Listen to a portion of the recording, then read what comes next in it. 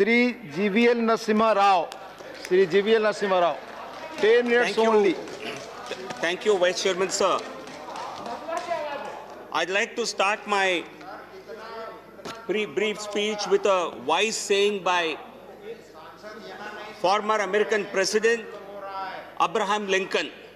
Abraham Lincoln said, "No man has a good enough memory to be a successful liar." इतनी अच्छी याददाश्त किसी की नहीं होती है जिससे वो कामयाब झूठा बन सके। ऐसे बार बार कोशिश हमारे विपक्ष के द्वारा होता रहा है।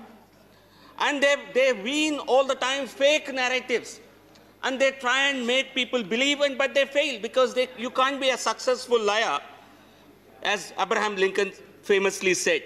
What is the fake claim number one?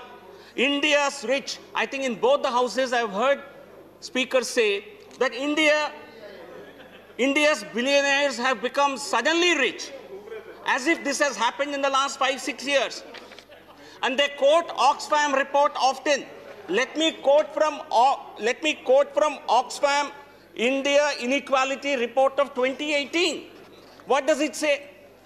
4 out of 10 billionaires, Indian billionaires, have inherited their wealth. And all other 6 have actually acquired wealth, accumulated wealth.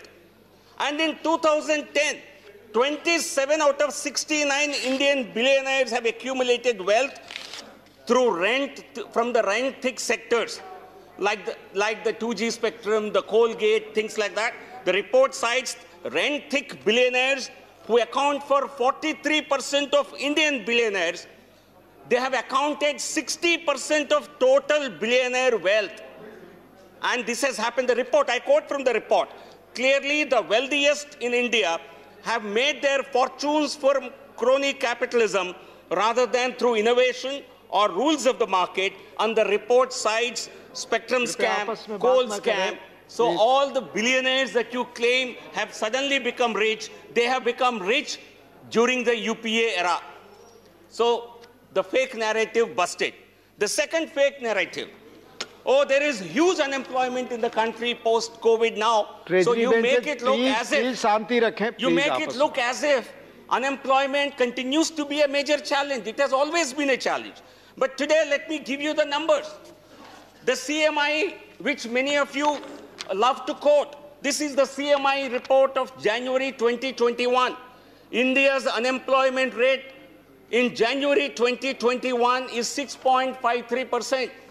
It's much better than pre-COVID period. In March 2020, before the lockdown, it was 8.75.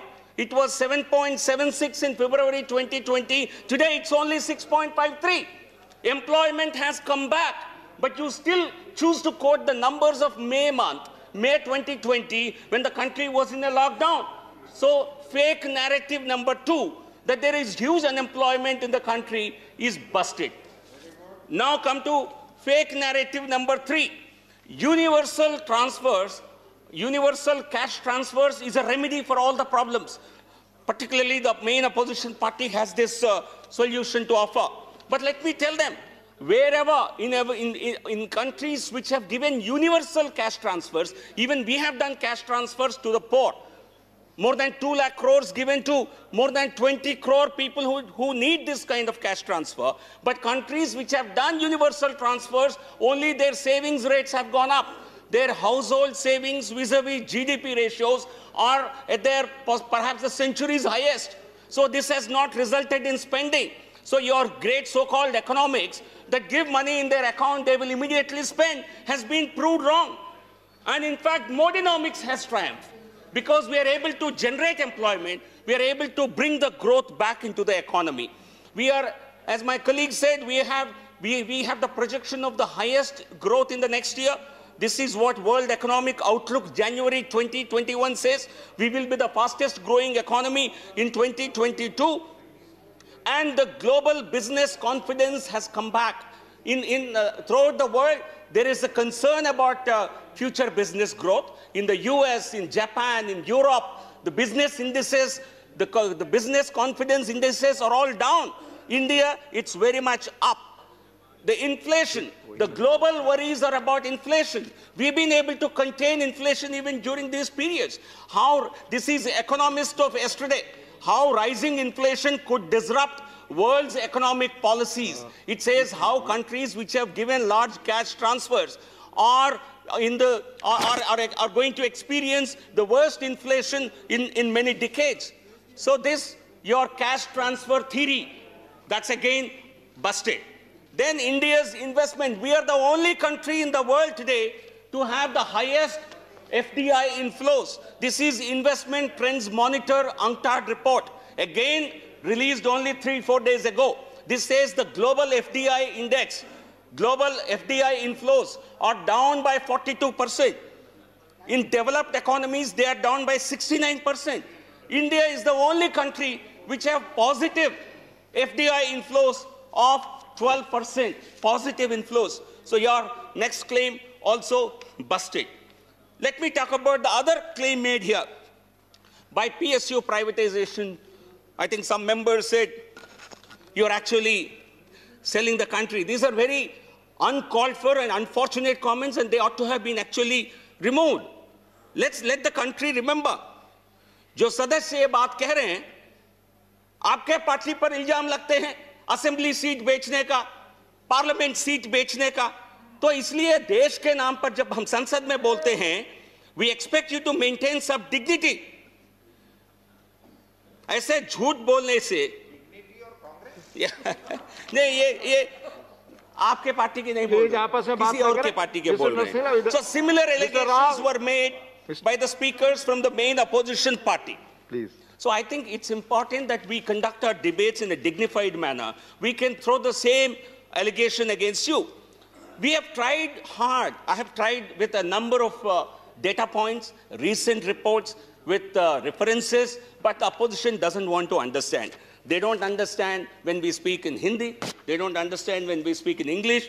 हमारे कुछ मित्र संस्कृत में भी बोलते हैं, वो भी नहीं समझते हैं. So let me now try something in Italian.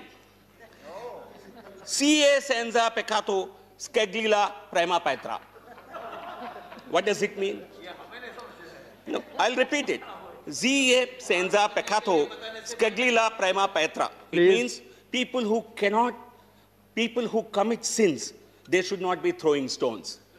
I think people who have committed mistakes, people who have committed blunders, people who have actually indulged in crony capitalism, people who have actually ensured that billionaires become much richer, they should not make allegations against the government that is actually inclusive, pro-people, which has cared for the lowest of the, in the lowest of the economic pyramid. So now that I have advised our friends in a language they may possibly want to understand, let me say this. India is developing rapidly in every sector under Prime Minister Narendra Modi's leadership in a mission mode. Today, mission mode, when we say mission mode, we refer to something happening in a very rapid pace. I think it would now be apt to say mission Modi.